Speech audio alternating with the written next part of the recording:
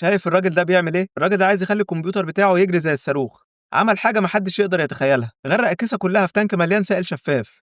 الغريب بقى إن الكمبيوتر ما اتحرقش ولا حصل له حاجة، بالعكس اشتغل أسرع وأنعم من الأول كمان. بس استنى، السائل ده مش مَيّة عادية، ده نوع مخصوص من السوائل الإلكترونية ما بيوصّلش كهربا خالص، وفوق كده بيبرد أسرع من الهوا بحوالي 20 مرة. الفقاقيع اللي باينة كأنها مَيّة بتغلي على البوتاجاز درجتها مش سخنة زي ما أنت فاكر. السائل ده بيغلي على درجة بسيطة جدًا من 50 ل60 درجة مئوية بس. أول ما حرارة الكمبيوتر تعلى عن كده السائل يبدأ بالغليان ويتحول لبخار.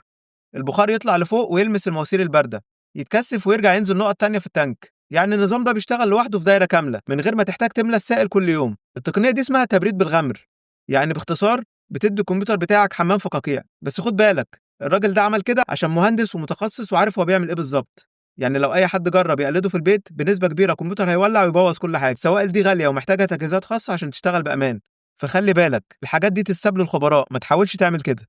واخيرا لو عجبك الفيديو اضغط لايك وشير وتابعني وانتظر مزيد. شكرا.